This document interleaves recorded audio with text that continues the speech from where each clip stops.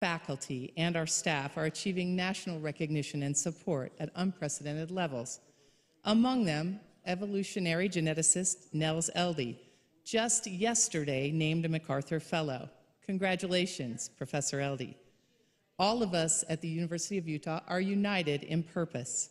We strive to provide today's students with an exceptional experience that will equip them for a vibrant future as members of the global community. Students are, quite simply, at the center of all we do. Let me introduce you to our student body leaders. Ephraim Coombe, President, Michelle Valdez, Vice President of Student Relations, and Ayana Amici, Vice President of University Relations. These individuals exemplify inquisitive, smart, creative students who will lead us into the future. I asked Michelle one thing she wanted the world to know about the University of Utah, and she said that this is a place for everyone from any background to come and accomplish extraordinary things. This is an institution for anyone, not only to learn, do research, teach, or lead, but to do all of those things in an exemplary manner. At the University of Utah, there is endless opportunity. And Ephraim offered a message of hope for the students who are listening tonight. If there's anything I hope for the students, young, emerging leaders watching and listening tonight, it is the hope that we will feel empowered to make our voices heard and our presence known, and the hope that we recognize the power and potential we have to act, to make a significant difference in our communities. But it all starts with what we do today, especially as we tune in tonight. We are the future, yes, but we are also the present, and present we will be. This election may be the first involvement in the nation's political process for many students. We have emphasized how very important it is to be a part of an informed, involved citizenry. Ayana offered this message from students here at the U to students listening from around the world. I want students worldwide to know that partaking in election processes is indispensable, as we are all citizens of humankind, and our chief role as such is to tailor the world to be more ethical than the one we grew up in. In order to avoid complicity in governmental injustice, it is our responsibility to vote for just outcomes within our own respective structures. It is our responsibility to be commonly decent. From all of us at the University of Utah, our very best wishes to Vice President Mike Pence and Senator Kamala Harris this evening, and my deepest appreciation to all who helped plan and prepare for tonight, from our campus, the Utah Debate Commission, and the Commission on Presidential Debates. Thank you all, and again, warmest welcome to the University of Utah.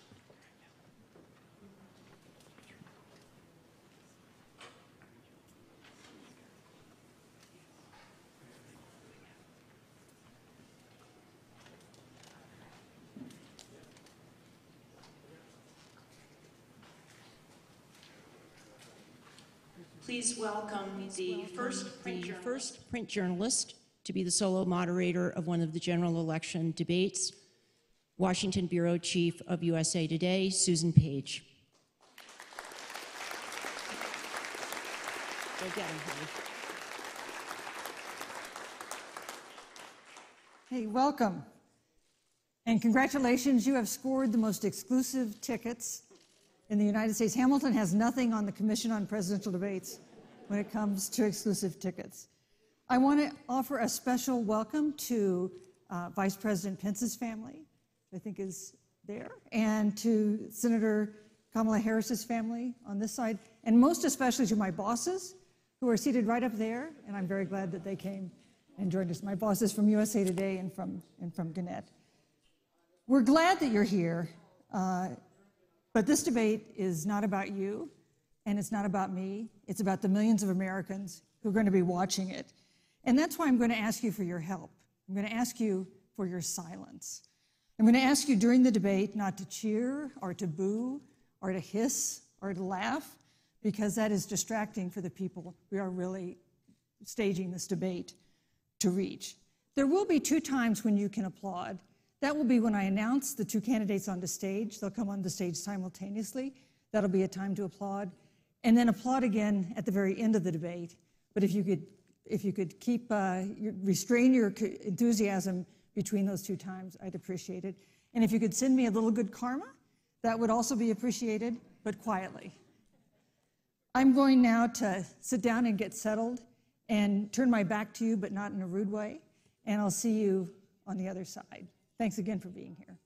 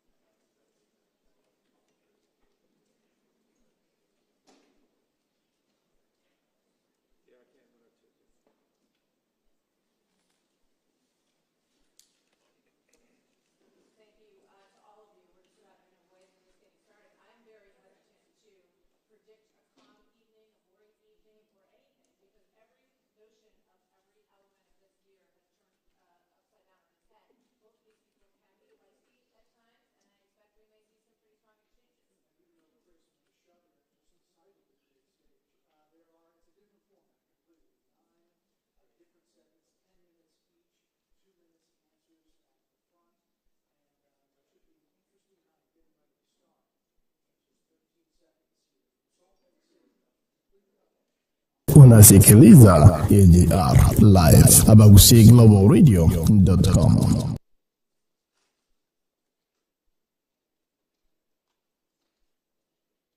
This is the place for the consistent music you've grown accustomed to. 24 hours a day, 7 days a week. 7 days a week. This is your location for maximum music. ADR FM.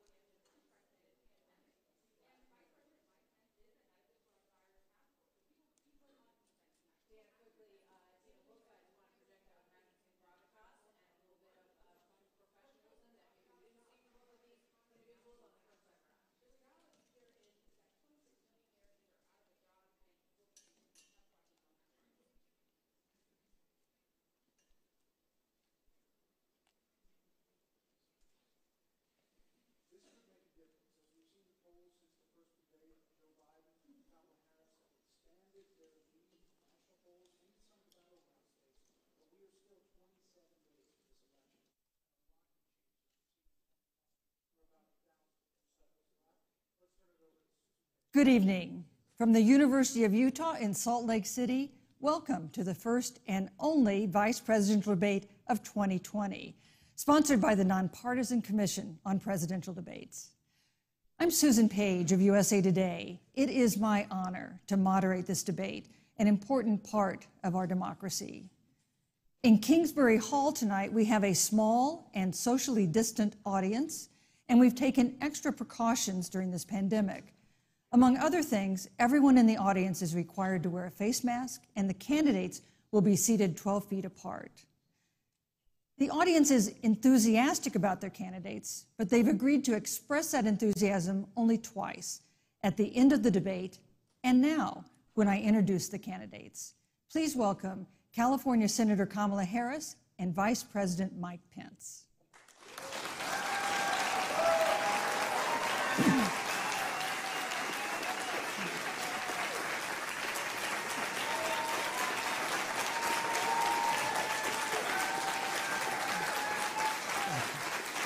Thank you.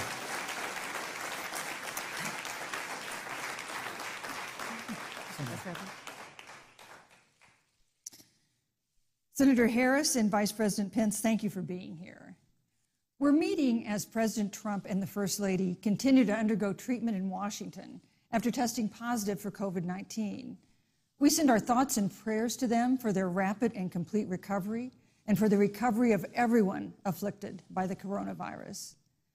The two campaigns and the Commission on Presidential Debates have agreed to the ground rules for tonight. I'm here to enforce them on behalf of the millions of Americans who are watching.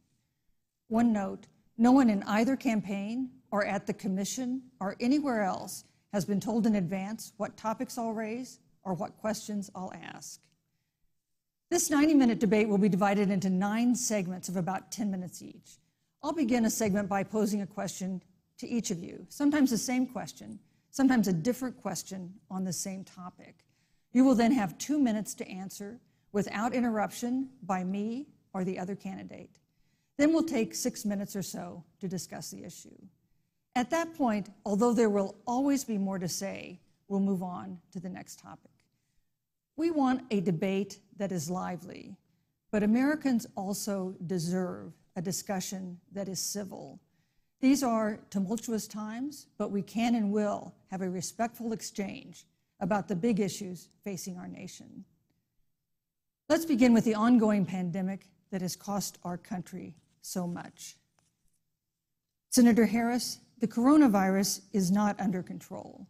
Over the past week, Johns Hopkins reports that 39 states have had more COVID cases over the past 7 days than in the week before. 9 states have set new records. Even if a vaccine is released soon, the next administration will face hard choices. What would a Biden administration do in January and February that a Trump administration wouldn't do? Would you impose new lockdowns for businesses and schools and hotspots? A federal mandate to wear masks? You have 2 minutes to respond without interruption. Thank you, Susan.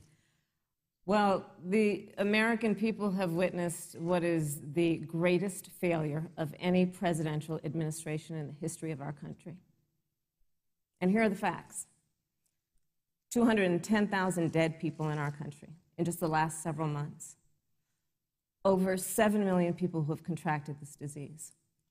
1 in 5 businesses closed. We're looking at frontline workers who have been treated like sacrificial workers.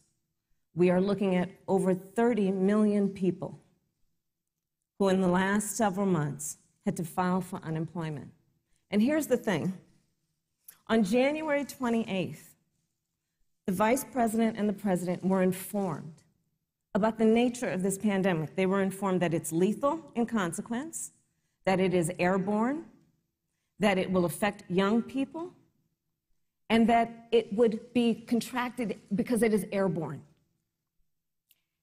And they knew what was happening, and they didn't tell you.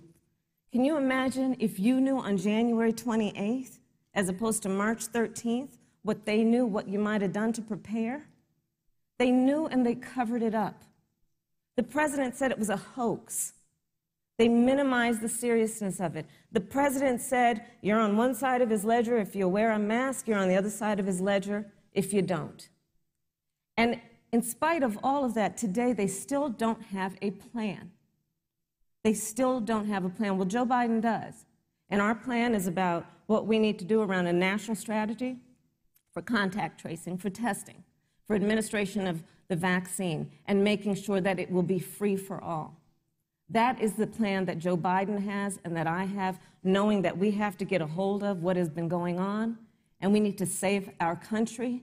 And Joe Biden is the best leader to do that, and frankly, this administration has forfeited their right to re-election based on this. Thank you, Senator Harris. Vice President Pence, more than 210,000 Americans have died of COVID-19 since February. The U.S. death toll as a percentage of our population is higher than that of almost every other wealthy nation on earth. For instance, our death rate is 2.5 times that of Canada next door. You head the administration's coronavirus task force. Why is the U.S. death toll as a percentage of our population higher than that of almost every other wealthy country? And you have 2 minutes to respond without interruption. Susan, thank you. And I want to thank the Commission and the University of Utah for hosting this event. And Senator Harris, it's a privilege to be on the stage with you. And our nation has gone through a very challenging time this year. But I want the American people to know that from the very first day, President Donald Trump has put the health of America first.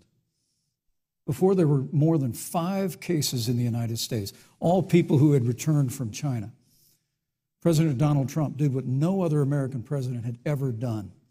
And that was he suspended all travel from China, the second largest economy in the world.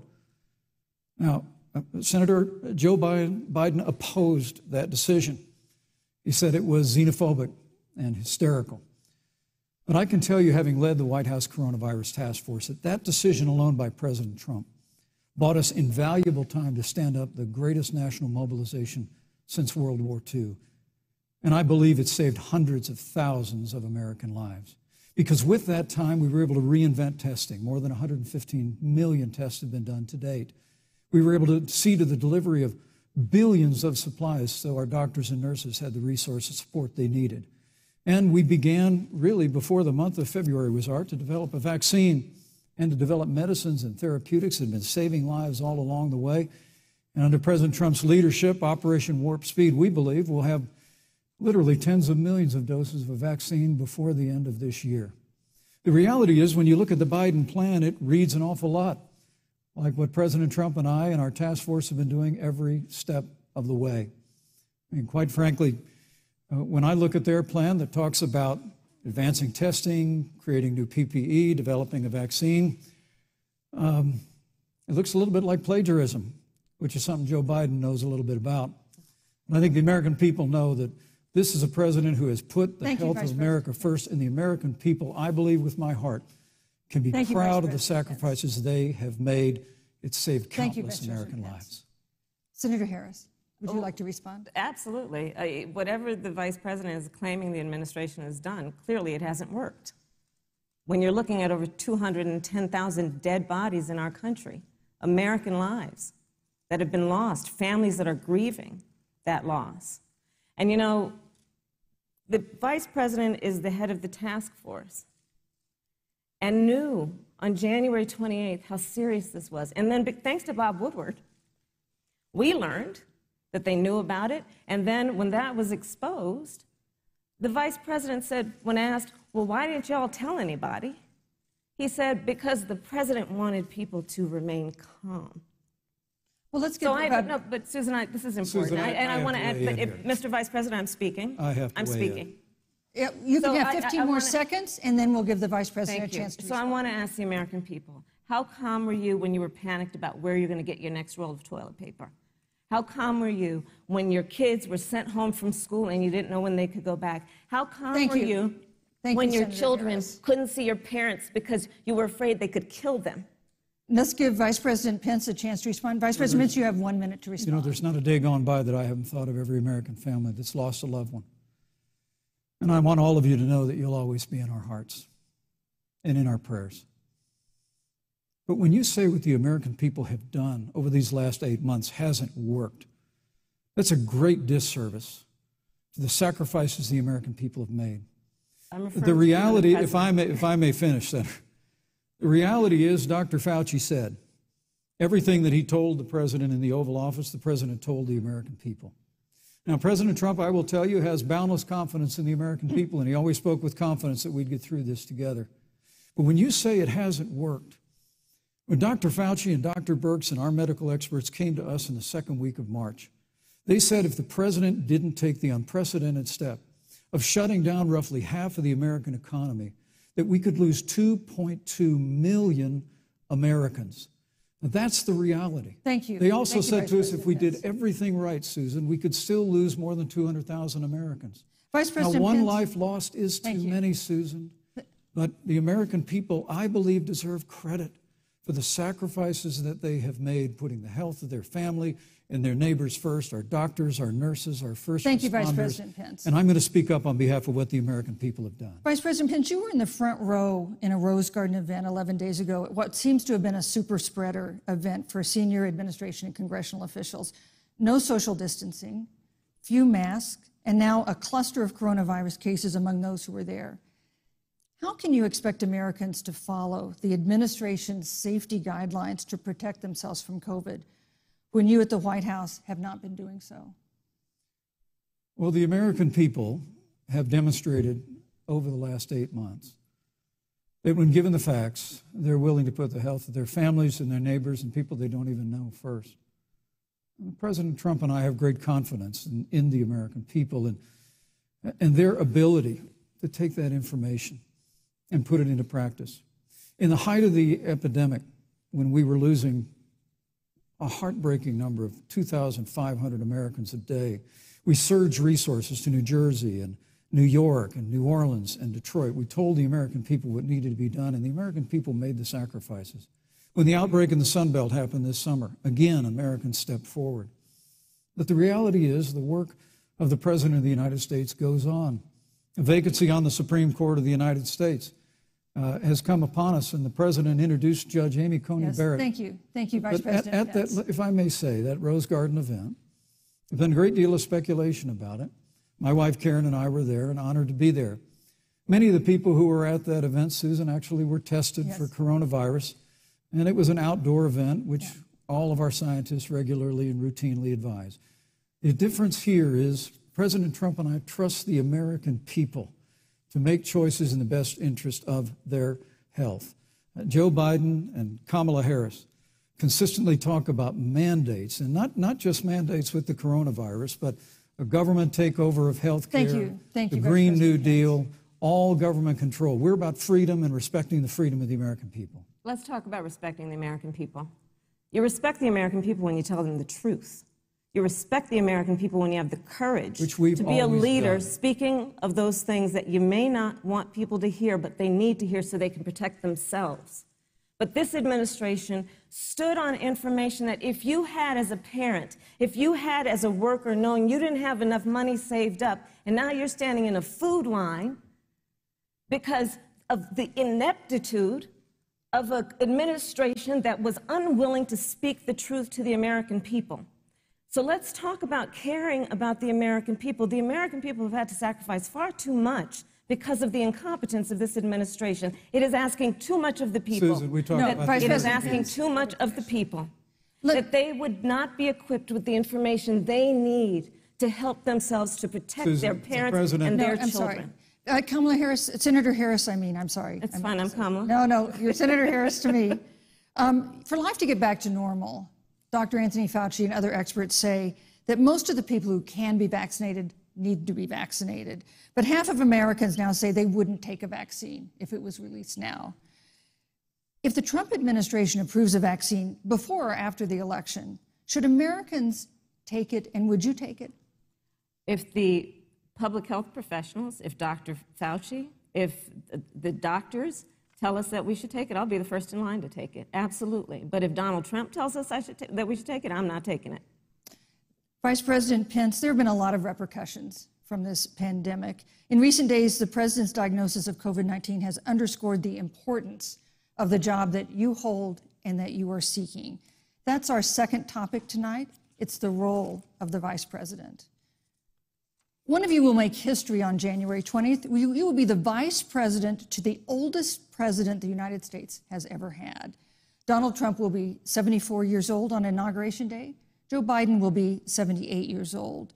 That already has raised concerns among some voters, concerns that have been sharpened by President Trump's hospitalization in recent days. Vice President Pence, have you had a conversation or reached an agreement with President Trump about safeguards or procedures when it comes to the issue of presidential disability? And if not, do you think you should? You have 2 minutes without interruption. Well, Susan, thank you, although I would like to go back. I think we need to move on to the issue of Well, thank you, but I would like to go back because the reality is that we're going to have a vaccine, Senator, in record time, in unheard of time, in less than a year. We have 5 companies in phase 3 clinical trials, and we're right now producing tens of millions of doses. So the fact that you continue to undermine public confidence in a vaccine, if the vaccine emerges during the Trump administration, I think is unconscionable. And Senator, I just ask you, stop playing politics with people's lives. The reality is that we will have a vaccine, we believe, before the end of this year. And it will have the capacity to save countless American lives. And your continuous undermining of confidence in a vaccine is it's just unacceptable. And let me also say, the reality is when you talk about failure in this administration, we actually do know what failure looks like in a pandemic. It was 2009. The swine flu arrived in the United States. Thankfully, it ended up not being as lethal as the coronavirus. But before the end of the year, when Joe Biden was Vice President of the United States, not 7.5 million people contracted the swine flu. 60 million Americans contracted the swine flu. If the swine flu had been as lethal as the coronavirus, in 2009, when Joe Biden was Vice President, we would have lost 2 million American lives. His own Chief of Staff, Ron Klain, would say last year that it was pure luck that they did, quote, everything possible wrong. And we learned from that. They left the strategic national stockpile empty. They left an empty and hollow plan, but we still learned from it. And I think the American people, I'm going to say again, can be proud of what we have done. And Senator, please stop undermining confidence in a vaccine. Senator Harris, let me ask you the same question that I asked Vice President Pence, which is, have you had a conversation or reached an agreement with Vice President Biden about safeguards or procedures when it comes to the issue of presidential disability? And if not, and if you win the election next month, do you think you should? You have 2 minutes uninterrupted. So let me tell you, first of all, the day I got the call from Joe Biden, it was actually a Zoom call, asking me to serve with him on this ticket was probably one of the most memorable days of my life. I thought about my mother, who came to the United States at the age of 19, gave birth to me at the age of 25 at Kaiser Hospital in Oakland, California. And the thought that I'd be sitting here right now, I know would make her proud, and she must be looking down on this. Joe and I were raised in a very similar way.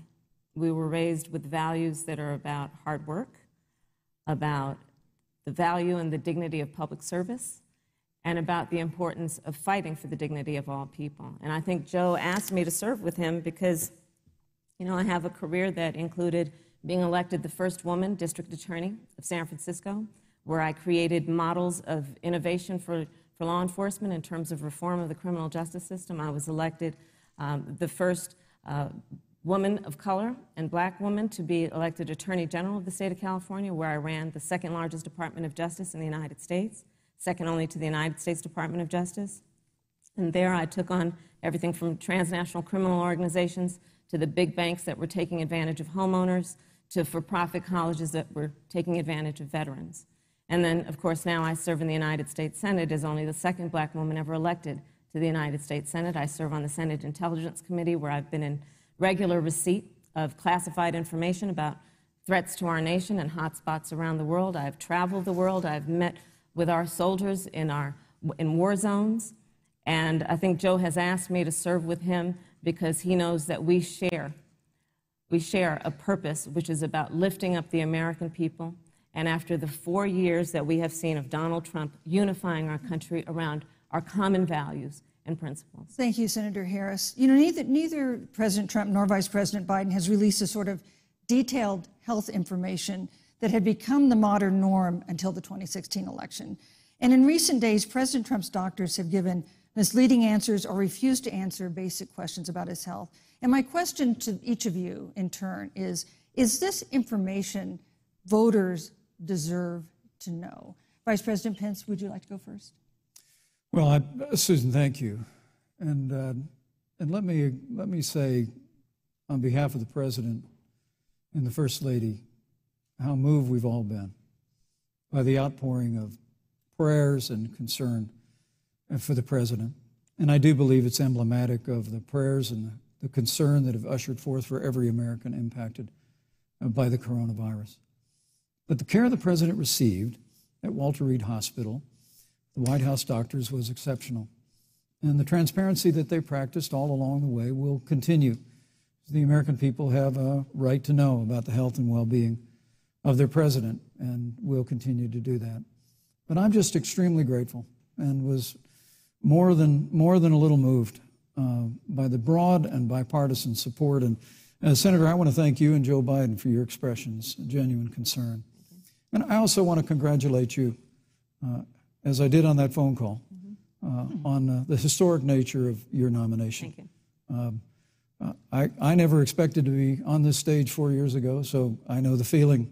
But the reality is we've got an election before the American people in the midst of this challenging year. And the stakes have never been higher, but I think the choice has never been clearer. I want to give Senator Harris a chance to respond to the same question I asked, which is, do voters have a right to know more detailed health information about presidential candidates and especially about presidents, especially when they're facing some kind of challenge? Absolutely, and that's why Joe Biden has been so incredibly transparent, and certainly by contrast, the president has not, both in terms of health records, but also let's look at taxes. We now know, because of great investigative journalism, that Donald Trump paid $750 in taxes. When I first heard about it, I literally said, "You mean $750,000? And it was like, no, $750. We now know Donald Trump owes and is in debt for $400 million. And just so everyone is clear, when we say in debt, it means you owe money to somebody. And it'd be really good to know who the President of the United States, the Commander-in-Chief, owes money to, because the American people have a right to know what is influencing the President's decisions. And is he making those decisions on the best interest of the American people, of you, or self-interest? So, Susan, I'm glad you asked about transparency, because it has to be across the board. Joe has been incredibly transparent over many, many years. The one thing we all know about Joe, he puts it all out there. He is honest, he is forthright. But Donald Trump, on the other hand, has been about covering up everything. Thank you, Senator Harris. I want to give you a chance to respond, Vice President. Well, look, I respect the fact that Joe Biden spent 47 years in public life. I respect your public service as well. Thank you.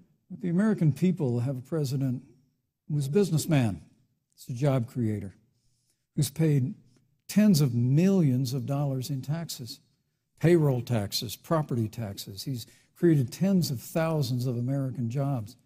And the president said those public reports are not accurate. And the president's also released literally stacks of financial disclosures the American people can review just as the law allows. But the distinction here is that Joe Biden, 47 years in public service, compared to President Donald Trump, who brought all of that experience 4 years ago. Thank you, Vice and President. turned this economy around by cutting taxes, rolling back regulation, unleashing American energy, fighting for free and fair trade, and all of that's on the line if Joe Biden and Kamala Harris. You know, that's a good segue into our third topic, which is about the economy. This has been another aspect of life for Americans that's been so affected by this coronavirus. We have a jobs crisis brewing. On Friday, we learned that the unemployment rate had declined to 7.9% in September, but the job growth had stalled, and that was before the latest round of layoffs and furloughs in the airline industry at Disney and elsewhere. Hundreds of thousands of discouraged workers have stopped looking for work. Nearly 11 million jobs that existed at the beginning of the year haven't been replaced. Those hardest hit include Latinos, blacks, and women.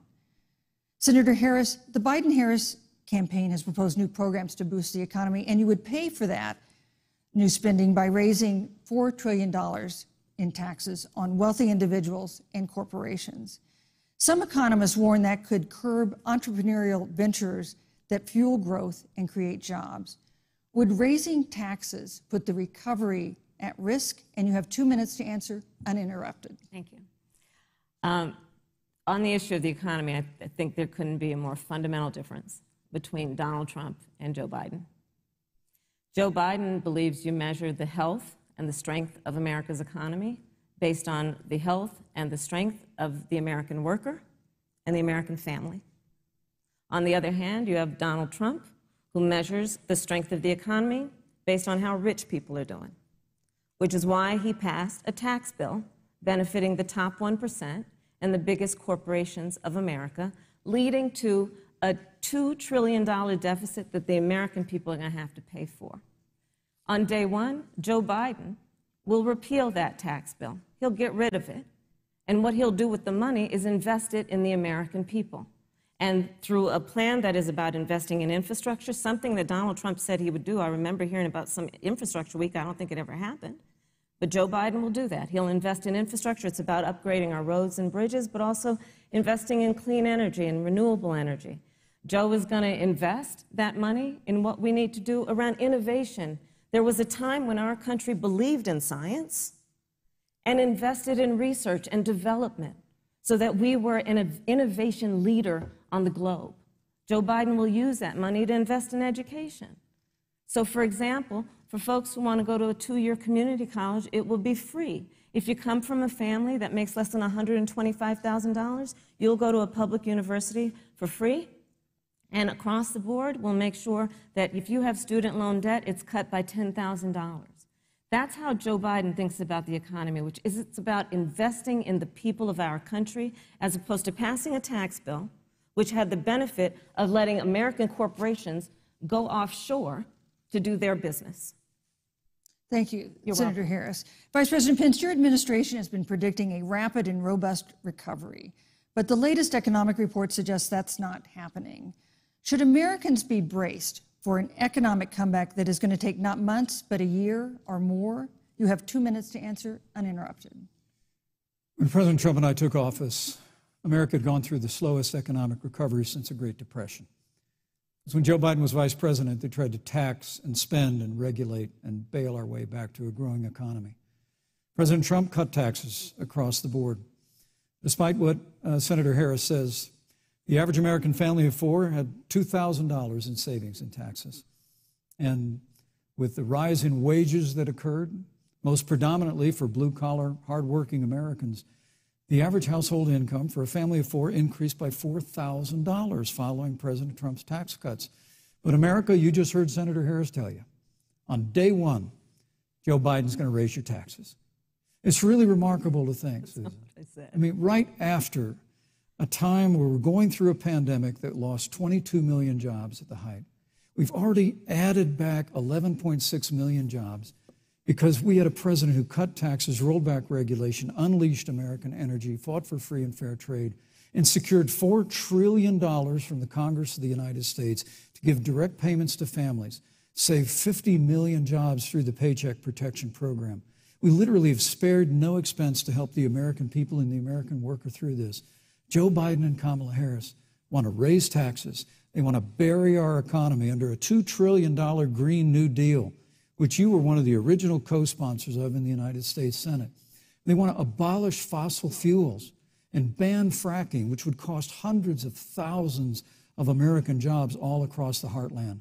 And Joe Biden wants to go back to the economic surrender to China, that when we took office, half of our international trade deficit was with China alone. And Joe Biden wants to repeal all of the tariffs that President Trump put into effect to fight for American jobs and American workers. Joe Biden says democracy's on the ballot. Make no mistake about it, Susan. The American economy, the American comeback is on the ballot with 4 more years of growth and opportunity, 4 more years of President Donald Trump. 2021 is going to be the biggest economic year in the history of this country. Thank you, Vice President Pence. Senator Harris. Well, I mean, I thought we saw enough of it in last week's debate, but I think this is supposed to be a debate based on fact and truth. And the truth and the fact is Joe Biden has been very clear. He will not raise taxes on anybody who makes less than $400,000 a year. He said he's going to repeal the Trump tax cuts. Mr. Vice President, I'm speaking. Well, wait. I'm speaking. It'd be important if you said the truth. Joe Biden said twice in the debate last week that he's going to repeal the Trump tax cuts. That was tax cuts that gave the average working family $2,000 in a tax break every single year. Senator, that is absolutely not true. Is he only going to repeal part of the Trump tax cuts? If you don't mind letting me finish, we can then have a conversation, okay? Please. Okay. Joe Biden will not raise taxes on anyone who makes less than $400,000 a year. He has been very clear about that. Joe Biden will not end fracking. He has been very clear about that.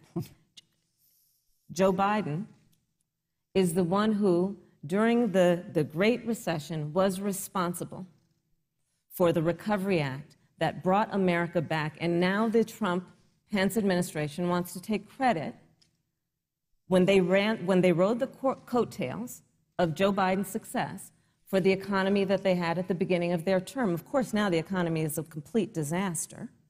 But Joe Biden, on the one hand, did that. On the other hand, you have Donald Trump, who has reigned over a recession that is being compared to the Great Depression. On the one hand, you have Joe Biden, who was responsible with President Barack Obama for the Affordable Care Act, which brought health care to over 20 million Americans and protected people with pre-existing conditions. And what it also did is it saved those families who otherwise were going bankrupt because of hospital bills they could not afford.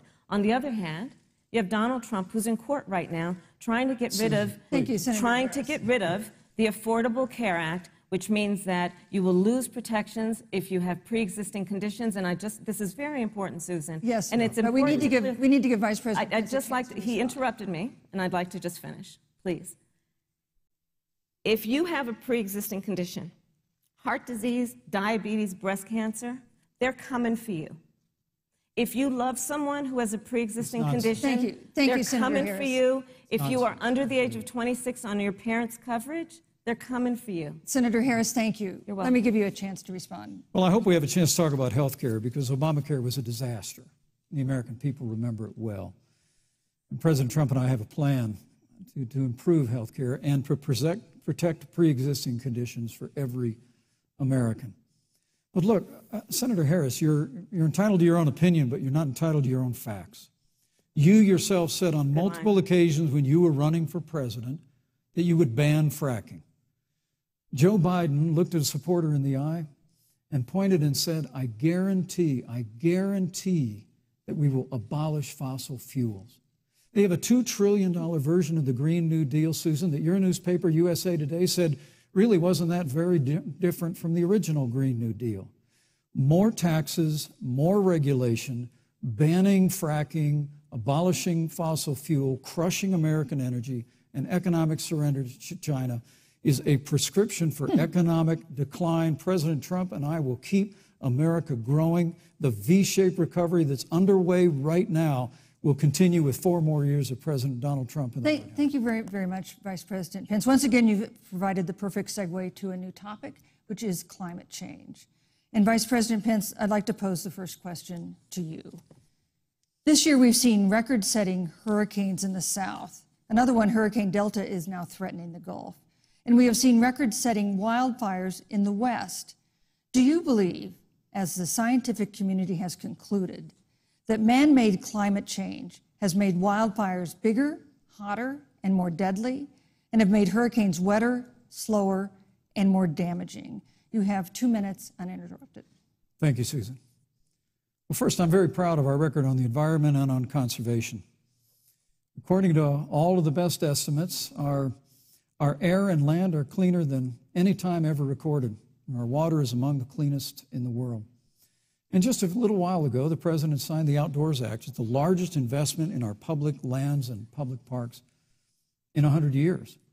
So President Trump has made a commitment to conservation and to the environment. Now, with regard to climate change, the climate is changing. But the issue is, what's the cause and what do we do about it? President Trump has made it clear that we're going to continue to listen to the science. Now, Joe Biden and Kamala Harris would put us back in the Paris Climate Accord. They'd impose the Green New Deal, which would crush American energy, would increase the energy costs of American families in their homes, and literally would crush American jobs. And President Trump and I believe that the progress that we have made in a cleaner environment has been happening precisely because we have a strong free market economy.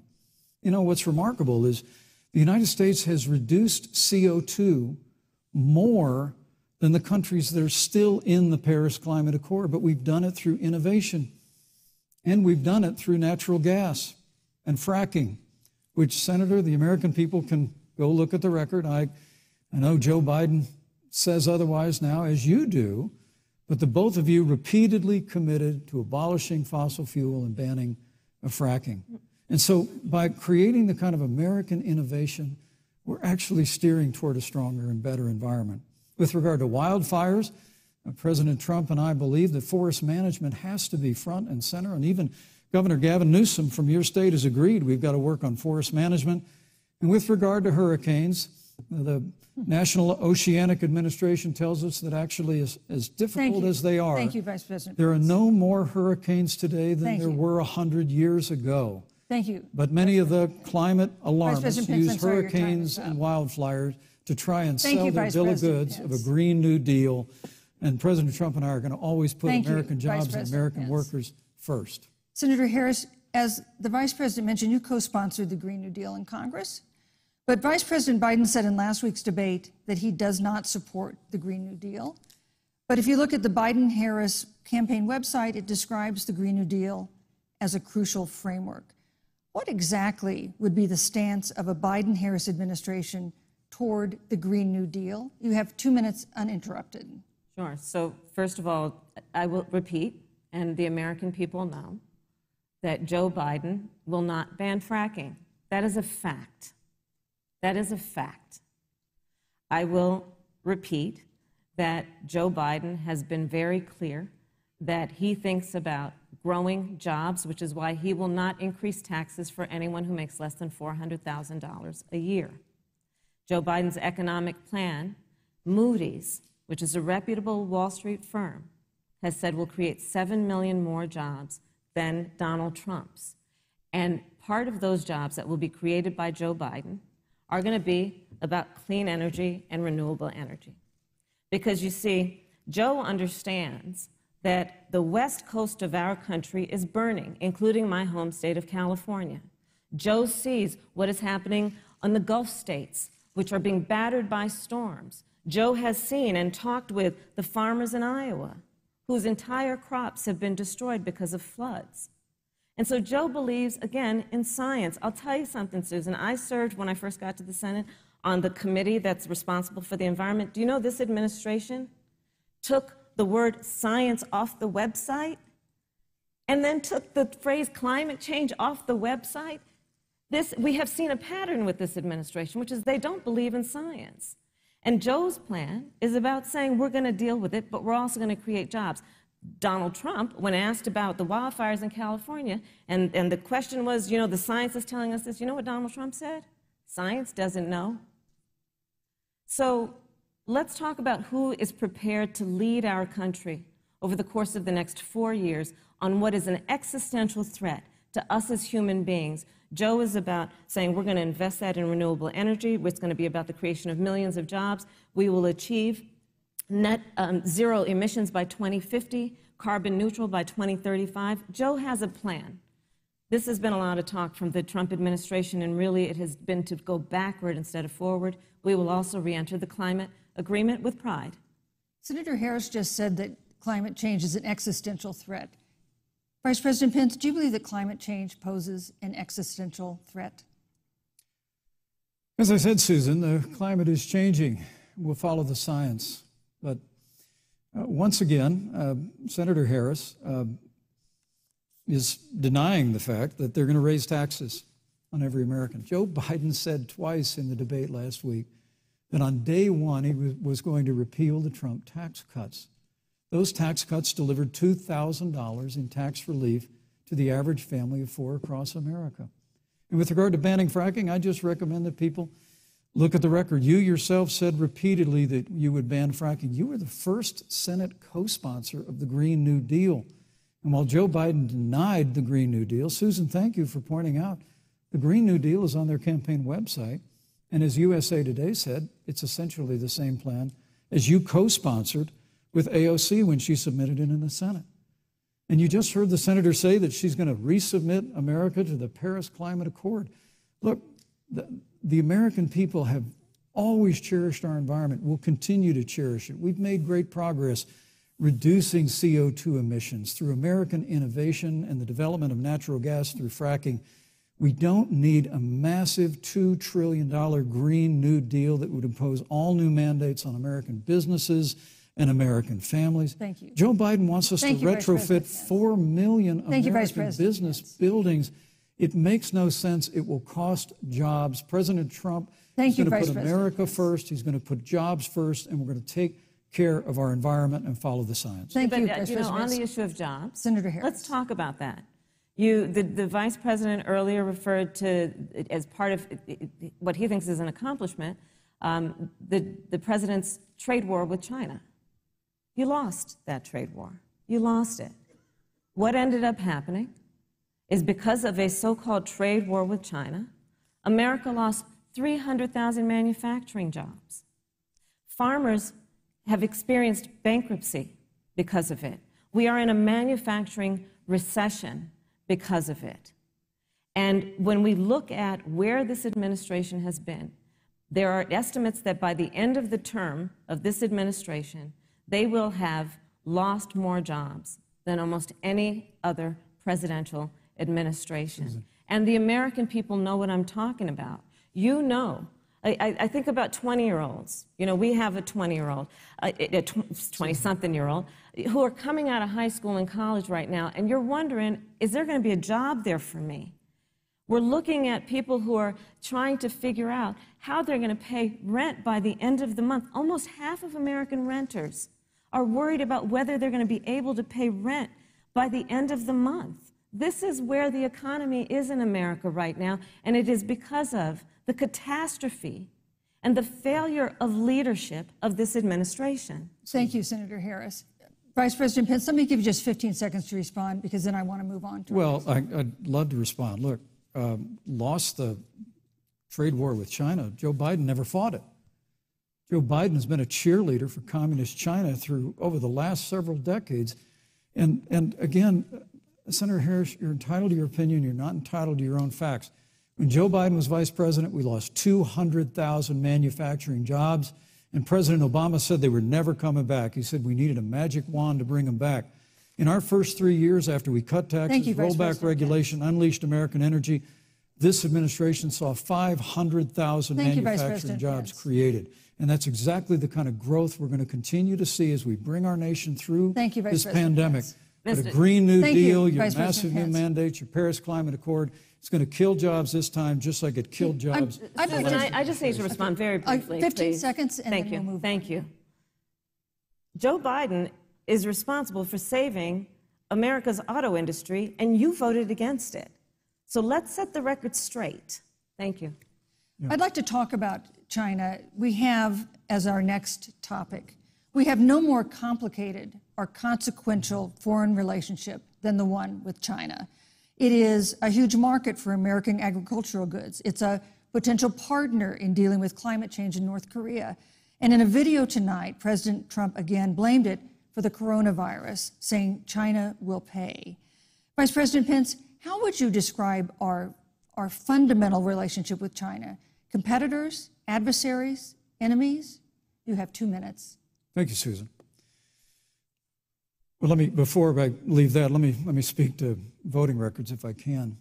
You know, everybody knows that NAFTA cost literally thousands of American factories to close. We saw automotive jobs go south of the border. President Trump fought to renegotiate NAFTA. And the United States-Mexico-Canada agreement is now the law of the land. American people deserve to know Senator Kamala Harris was one of only 10 members of the Senate to vote against the USMCA. It was a huge win for American auto workers. It was a huge win for American farmers, especially dairy in the upper Midwest. But Senator, you said it didn't go far enough on climate change, that you put your radical environmental agenda ahead of American auto workers and ahead of American jobs. The American people deserve to know that. It's probably why Newsweek magazine said that Kamala Harris was the most liberal member of the United States Senate in 2019, more liberal than Bernie Sanders, more liberal than any of the others in the United States Senate. So now, with regard to China, look, Susan, first and foremost, China is to blame for the coronavirus. And President Trump is not happy about it. He's made that very clear, made it clear again today. China and the World Health Organization did not play straight with the American people. They did not let our personnel into China to get information on the coronavirus until the middle of February.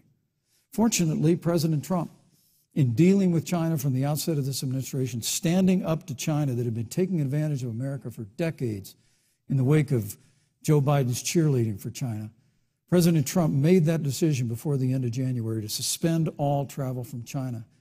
And again, the American people deserve to know Joe Biden opposed President Trump's decision to suspend all travel from China.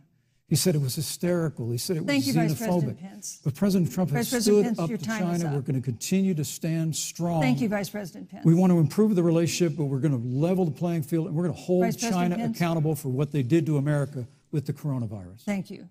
Senator Harris, let me ask you the same question that I asked the Vice President. How would you describe our fundamental relationship with China? Are we competitors, adversaries, enemies? You'll have 2 minutes uninterrupted. Susan, the Trump administration's perspective and approach to China has resulted in the loss of American lives, American jobs, and America's standing. There's a weird obsession that President Trump has had with getting rid of whatever accomplishment was achieved by President Obama and Vice President Biden. For example, they created within the White House an office that basically was responsible for monitoring pandemics. They got rid of it.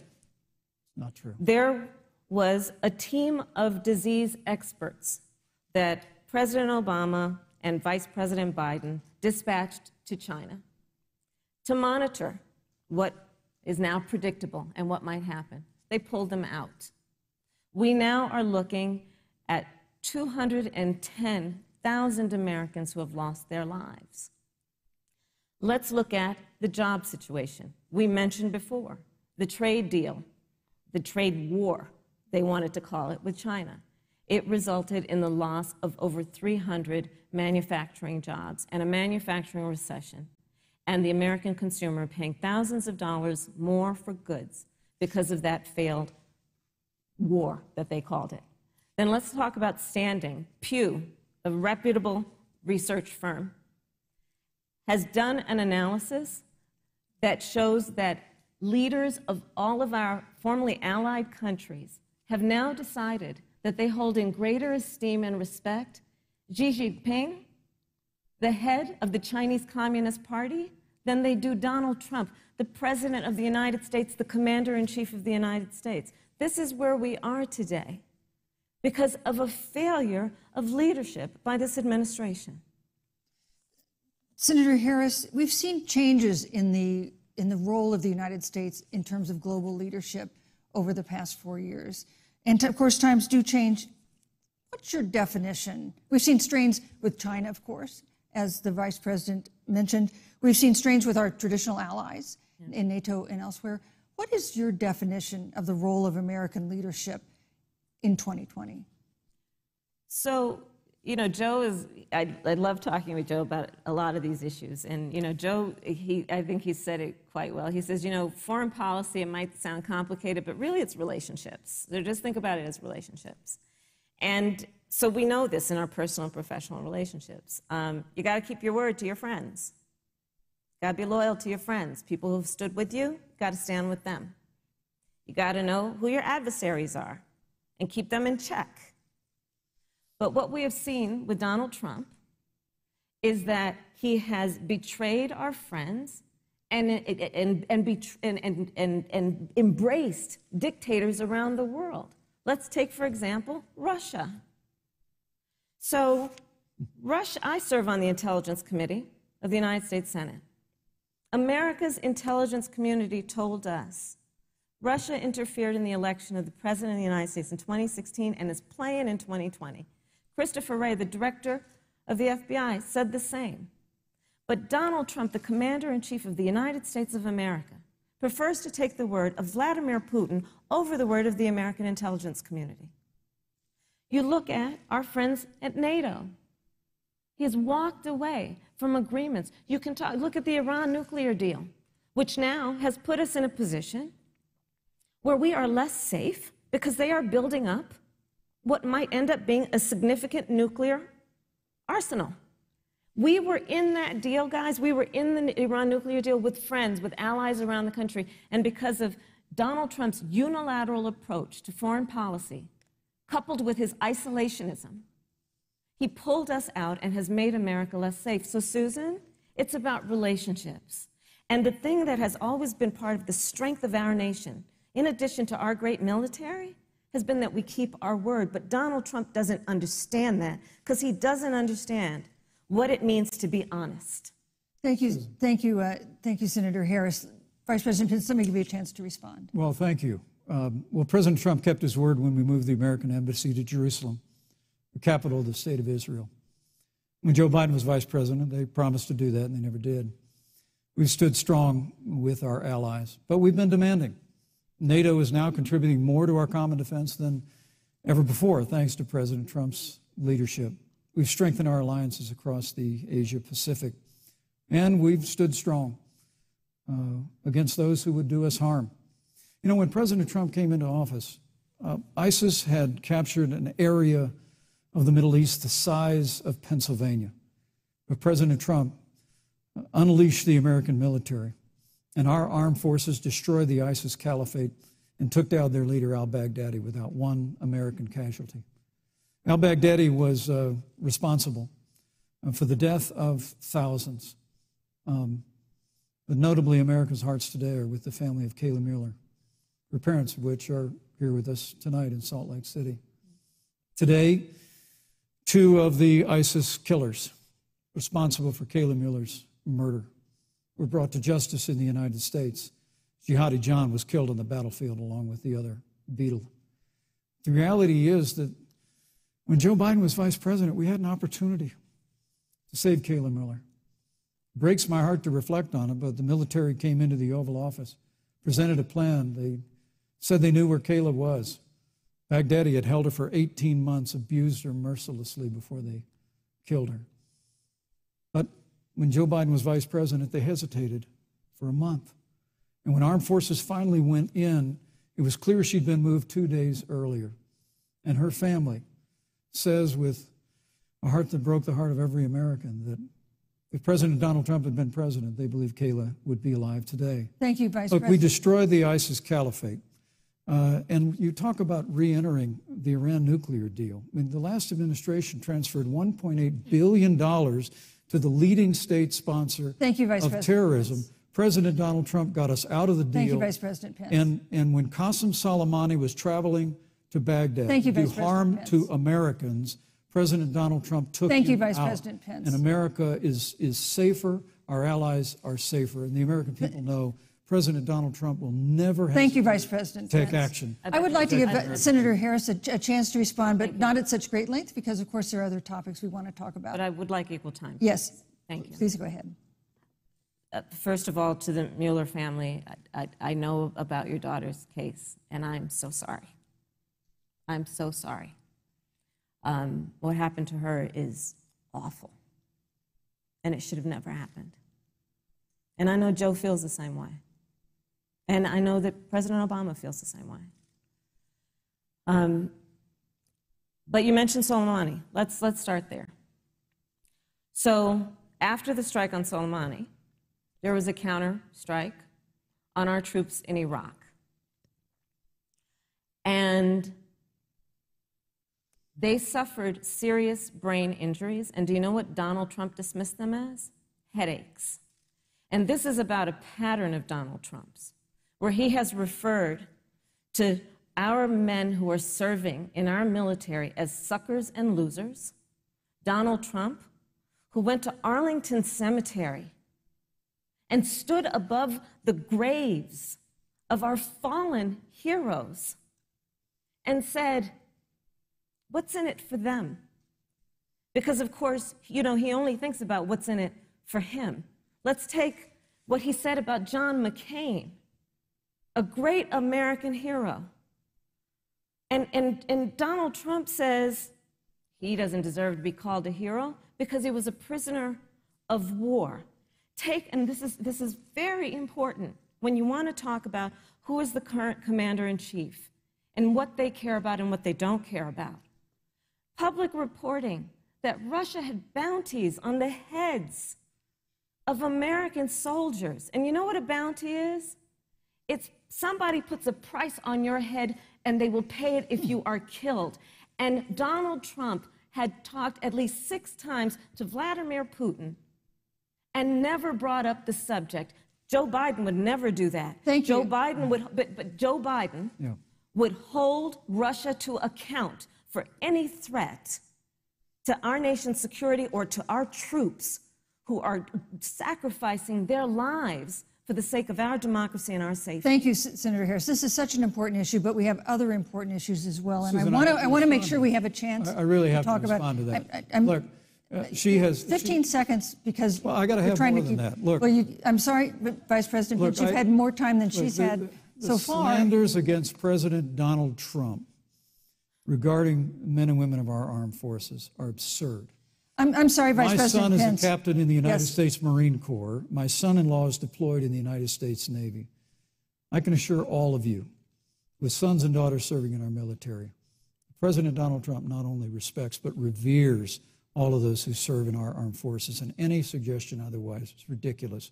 Thank you, Vice President Pence. The American people deserve, Susan, the American people deserve to know. Vice President Pence, I did not, excuse me, Susan, the I did American not people create deserve the to know rules for tonight. Joe Biden. Your campaigns agreed to the rules for tonight's debate with the Commission on Presidential Debates. I'm here to enforce them, which involves moving from one topic to another, giving roughly equal time to both of you, which is what I'm trying very hard to do. Go right ahead. So I want to go ahead and move to the next topic, which is an important one, as the last topic was, and that is the Supreme Court.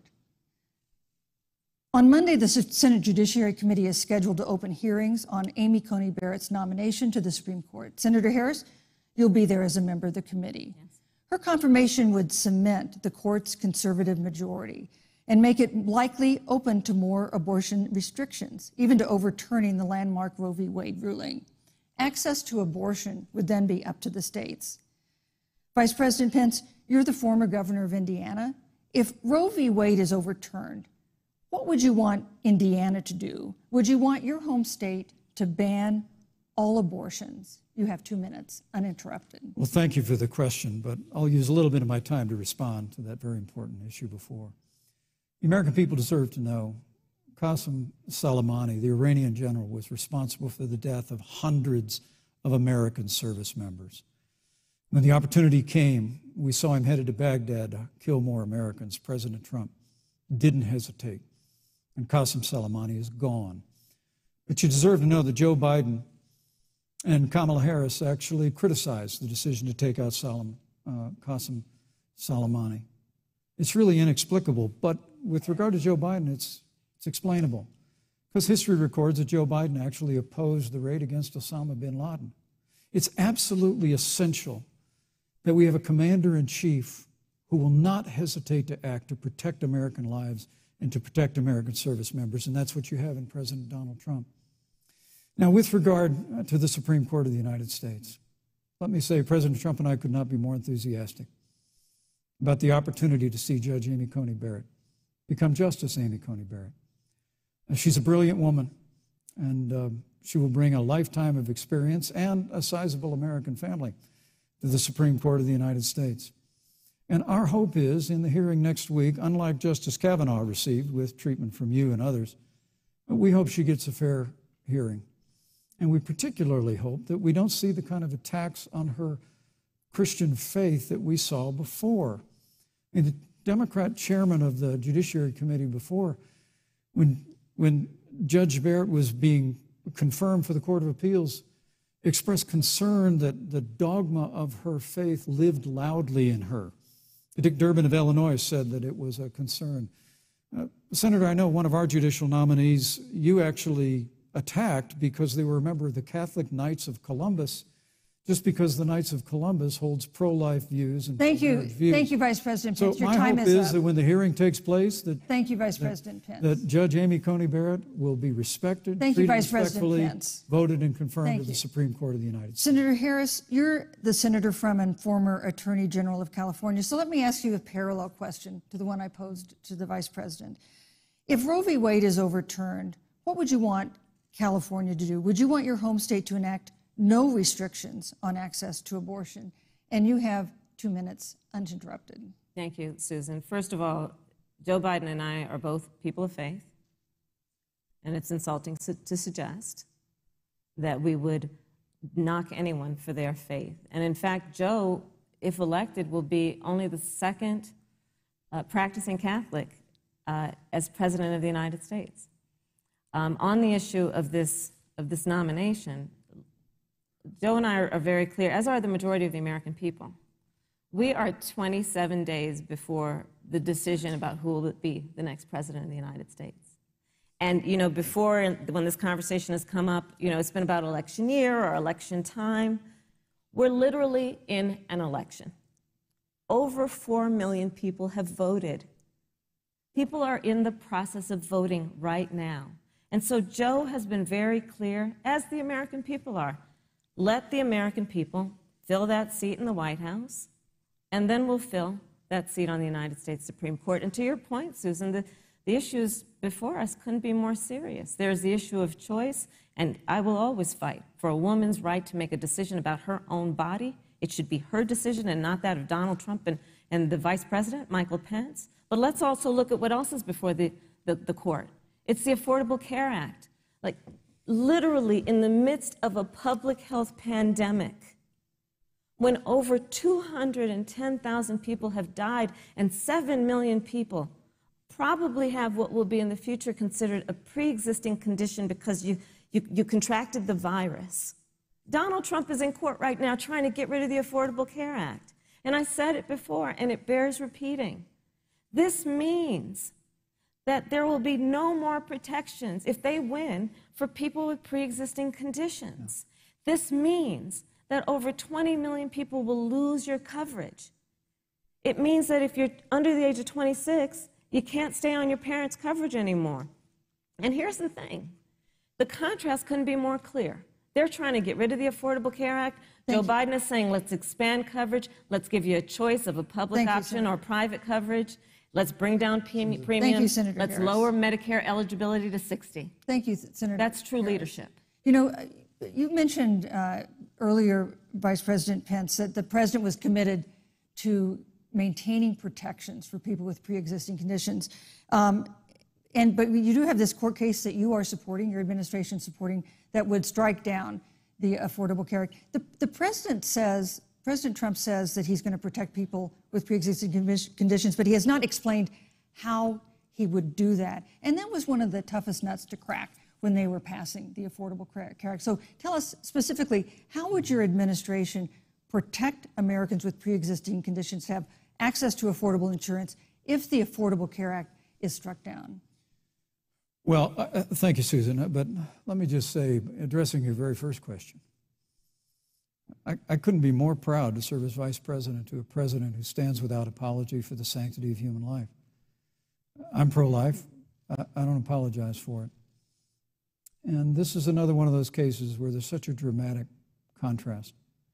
Joe Biden and Kamala Harris support taxpayer funding of abortion all the way up to the moment of birth.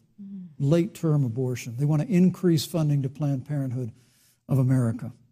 Now, for our part, I would never presume how Judge Amy Coney Barrett would rule on the Supreme Court of the United States, but we'll continue to stand strong for the right to life.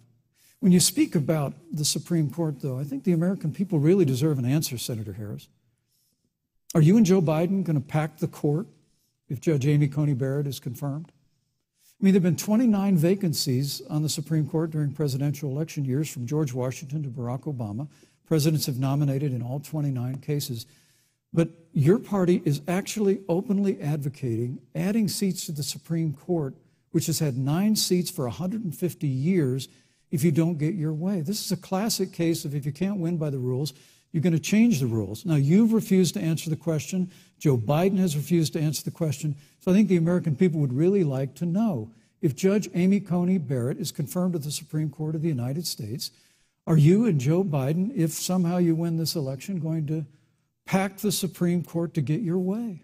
I'm so glad we went through a little history lesson. Let's do that a little more. In 1864... Well, I'd like you to answer the question. No, Mr. Vice President, I'm speaking. I'm speaking. Okay. In 1864, one of the, I think, political heroes, certainly of the president, I assume of you also, Mr. Vice President, is Abraham Lincoln. Mm-hmm. Abraham Lincoln was up for re-election, and it was 27 days before the election, and a seat became open on the United States Supreme Court. Abraham Lincoln's party was in charge not only of the White House, but the Senate. But Honest Abe said it's not the right thing to do. The American people deserve to make the decision about who will be the next president of the United States, and then that person can select who will serve for a lifetime on the highest court of our land. And so Joe and I are very clear. The American people are voting right now, and it should be their decision about who will serve on this most important body for a lifetime. Thank you, And Senator the Harris. people, Susan, are voting right now. They'd like to know if you and Joe Biden are going to pack the Supreme Court if you don't get your way in this nomination.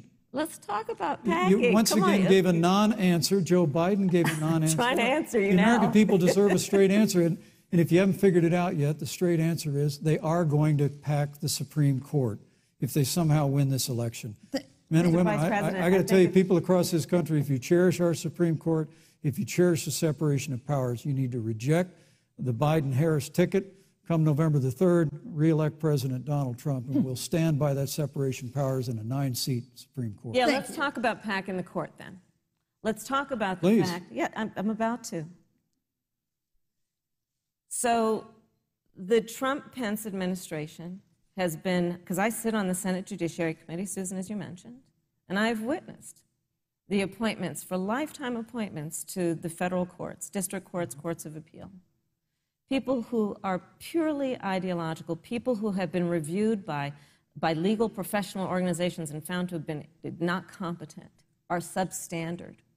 And do you know that of the 50 people who President Trump appointed to the Court of Appeals for lifetime appointments, not one is black? This is what they've been doing. You want to talk about packing a court? Let's have that discussion. All right, thank you, Senator. Let's go on and talk about the issue of racial justice. I just want the record to reflect she never answered the question. So maybe you. the next debate, Joe Biden will answer the question, Thank you, but I think thank the you. American people know the answer. Thank you, Vice President.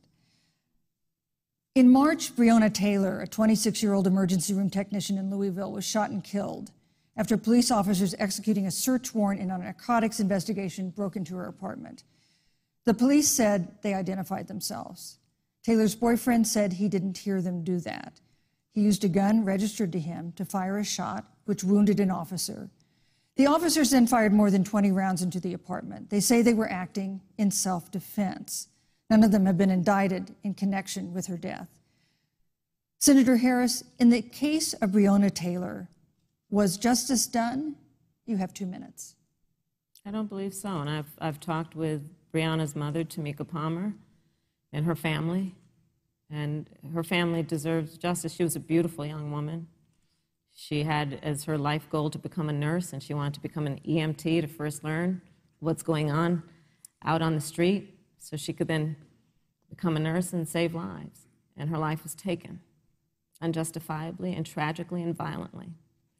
And it brings me to, the 8 minutes and 46 seconds that America witnessed, during which an American man was tortured and killed under the knee of an armed, uniformed police officer.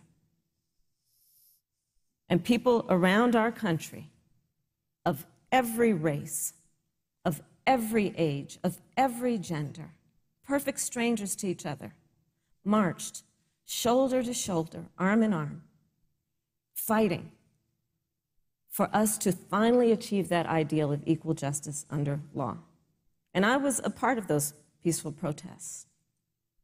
And I believe strongly that, first of all, we are never going to condone violence, but we always must fight for the values that we hold dear, including the fight to achieve our ideals. And that's why Joe Biden and I have said on this subject, look, and I'm a former career prosecutor. I know what I'm talking about. Bad cops are bad for good cops. We need reform of our policing in America and our criminal justice system, which is why Joe and I will immediately ban chokeholds and carotid holds. George Floyd would be alive today if we did that. We will require a national registry for police officers who break the law. We will, on the issue of criminal justice reform, get rid of private prisons and cash bail. And Thank we you. will decriminalize marijuana. And Thank you, Senator Harris. we will expunge the records of those who have Thank you, been Senator convicted Harris. of marijuana. This is Thank you, a time Senator for Harris. leadership on a tragic, tragic issue Senator Harris, of your time is unarmed up. black people in America who Thank have you, been Senator killed. Harris.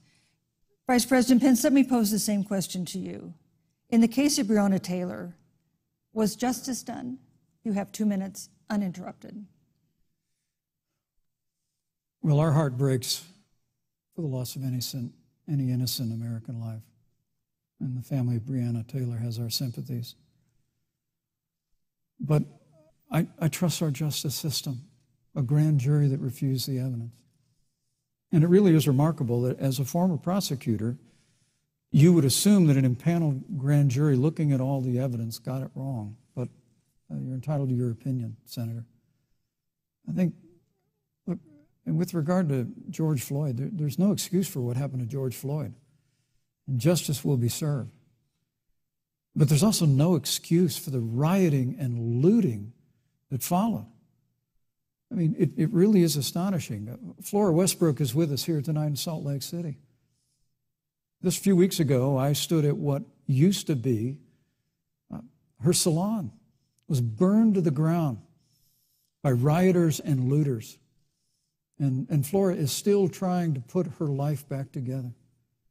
And I must tell you, this presumption that you hear consistently from Joe Biden and Kamala Harris, that America is systemically racist, and that, as Joe Biden said, that he believes that law enforcement has an implicit bias against minorities, is a great insult to the men and women who serve in law enforcement. And I want everyone to know who puts on the uniform of law enforcement every day that President Trump and I stand with you. And it is remarkable that when Senator Tim Scott tried to pass a police reform bill, brought together a group of Republicans and Democrats, Senator Harris, you got up and walked out of the room. And then you filibustered Senator Tim Scott's bill on the Senate floor that would have provided new accountability, new resources. Look, we don't have to choose between supporting law enforcement, improving public safety, and supporting our African American neighbors and all of our minorities. Under President Trump's leadership, we'll always stand with law enforcement, and we'll do what we've done from day one, and that is improve the lives of African Americans. Thank you, Vice President Record unemployment, Pence. record Vice investments in President Pence, your time education, is and we'll up. fight for school choice for all of our minorities. Thank you, Vice I'd President. like to respond. Senator Harris. I will not sit here and be lectured by the Vice President on what it means to enforce the laws of our country. I am the only one on this stage who has personally prosecuted everything from child sexual assault to homicide. I'm the only one on this stage who has prosecuted the big banks for taking advantage of America's homeowners. I'm the only one on this stage who prosecuted for-profit colleges for taking advantage of our veterans. And the reality of this is that we are talking about an election in 27 days, where last week the President of the United States took a debate stage in front of 70 million Americans and refused to condemn white supremacists. Not true. And Not true. it wasn't like he didn't have a chance. He didn't do it, and then he doubled down. And then he said, when pressed, stand back, stand by. And this is a part of a pattern of Donald Trump's. He called Mexicans rapists and criminals. He instituted as his first act a Muslim ban. On the issue of Charlottesville, where people were peacefully protesting the need for racial justice, where a young woman was killed, and on the other side there were neo-Nazis carrying tiki torches, shouting racial epithets, anti-Semitic slurs. And Donald Trump, when asked about it, said there were fine people on both sides. This is who we have as the President of the United States. And America, you deserve better. Joe Biden will be a president who brings our country together. Senator Harris. And recognizes the beauty in our diversity and the fact that we all have so much more in common than what separates us. Vice President Pence, let me give you a minute to respond. Thank you, Susan. I appreciate that very much. You know, I think this is one of the things that makes people dislike the media so much in this country, Susan, is that you selectively edit, just like Senator Harris did, comments that President Trump and I and others on our side of the aisle make. I mean, Senator Harris conveniently omitted, after the president made comments about people on either side of the debate over monuments, he condemned the KKK, neo-Nazis, and white supremacists, and has done so repeatedly. You're concerned that he doesn't condemn neo-Nazis. President Trump has Jewish grandchildren. His daughter and son-in-law are Jewish. This is a president who respects and cherishes all of the American people. But you talk about having personally prosecuted. I'm glad you brought up your record, Senator. Thank you. But I really need to make this point. When you were DA in San Francisco, when you left office, African Americans were 19 times more likely to be prosecuted for minor drug offenses than whites and Hispanics. When you were Attorney General of California, you increased the disproportionate incarceration of blacks in California. Yeah. You did nothing on criminal justice reform in California. You didn't lift a finger to pass the First Step Act on Capitol Hill.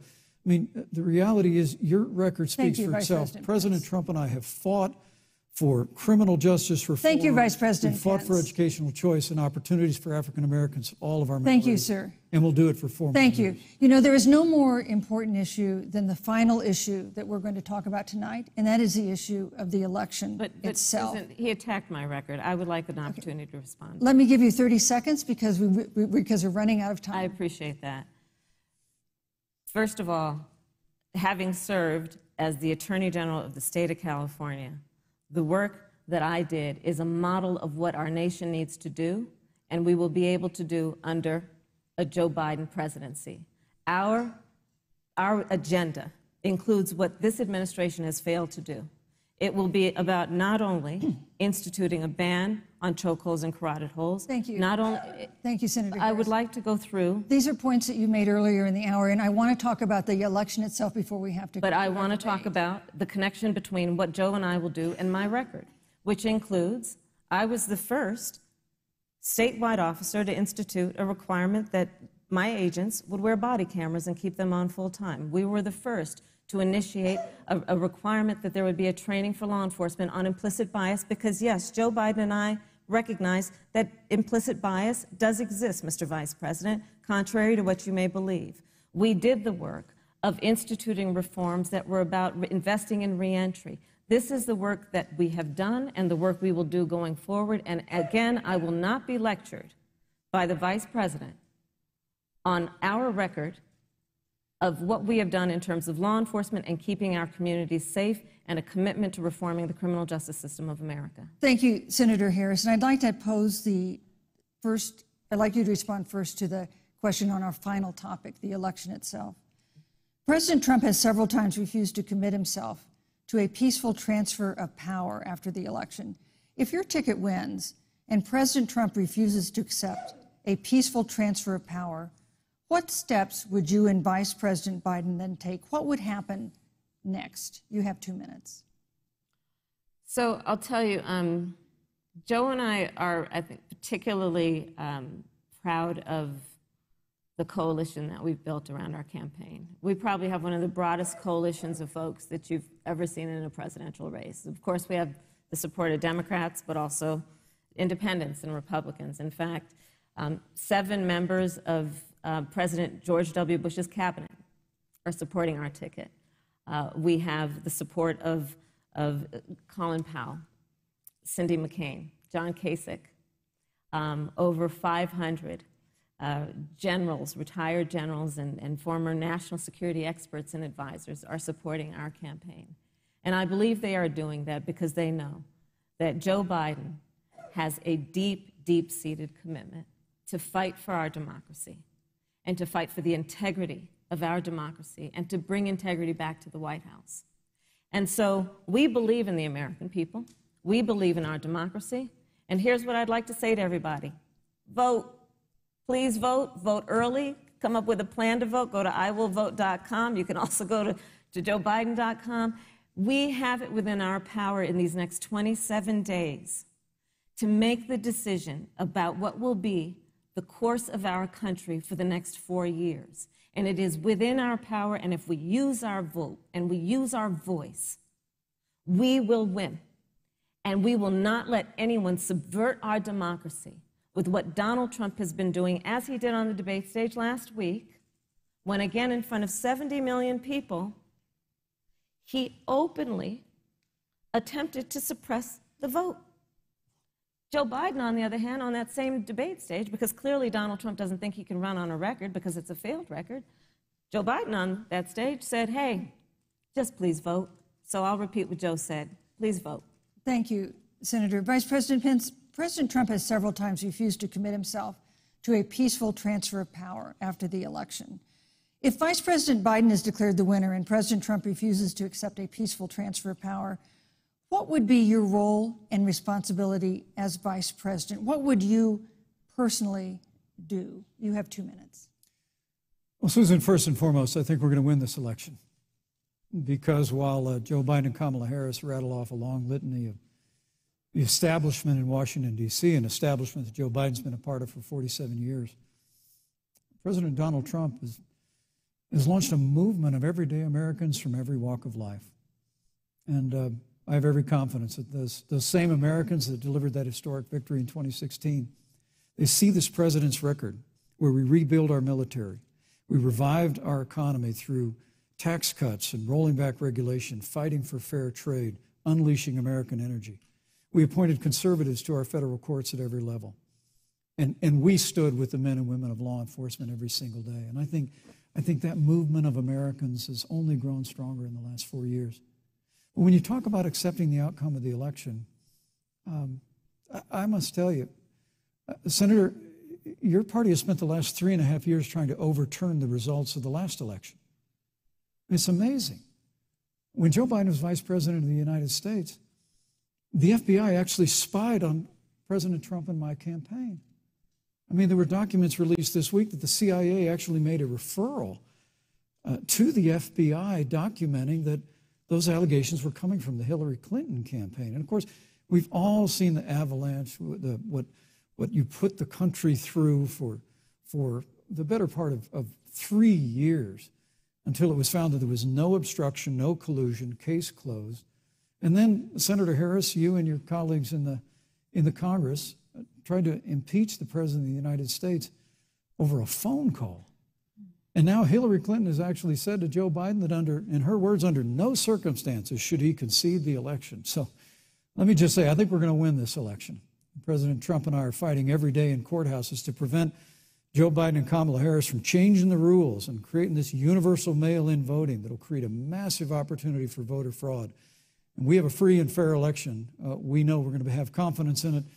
And I believe in all my heart that President Donald Trump's going to be reelected for 4 more years. You know, I've written all the questions that I've asked tonight, but for the final question of the debate, I'd like to read a question that someone else wrote. The Utah Debate Commission asked students in the state to write essays about what they would like to ask you. And I want to close tonight's debate with the question posed by Brecklin Brown. She's an 8th grader at Springville Junior High in Springville, Utah. And here's what she wrote, quote, "When I watch the news, all I see is arguing between Democrats and Republicans. When I watch the news, all I see is citizen fighting against citizen. When I watch the news, all I see are 2 candidates from opposing parties trying to tear each other down. If our leaders can't get along, how are the citizens supposed to get along?" And then she added, "Your examples could make all the difference to bring us together," end quote. So to each of you in turn, I'd like you to take 1 minute and respond to Brecklin. Vice President Pence, you have 1 minute. Brecklin, it's a wonderful question. And let me just commend you for taking an interest in public life. I started following the news when I was very young. And in America, we believe in a free and open exchange of debate. And we celebrate that. And it's how we've created literally the freest and most prosperous nation in the history of the world. But I would tell you that don't assume that what you're seeing on your local news networks is synonymous with the American people. You know, I look at the relationship between Justice Ruth Bader Ginsburg, the late justice who we just lost from the Supreme Court, and the late Justice Antonin Scalia. They were on polar opposites on the Supreme Court of the United States, one very liberal, one very conservative.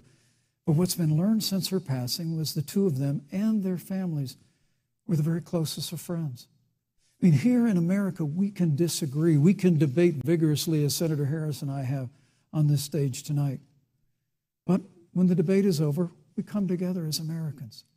And that's what people do in big cities and small towns all across this country. So I just want to encourage you, Brecklin. I want to tell you that we're going to work every day to have government as good as our people.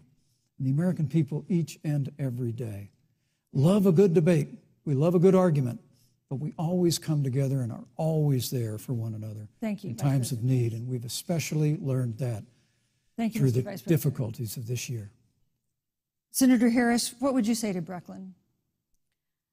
First of all, I love hearing from our young leaders. And when I hear her words, when I hear your words, Brecklin, I know our future is bright because it is that perspective on who we are and who we should be that is a sign of leadership and is something we should all aspire to be. And that, you know, that brings me to Joe. Joe Biden, one of the reasons that Joe decided to run for president is after Charlottesville, which we talked about earlier.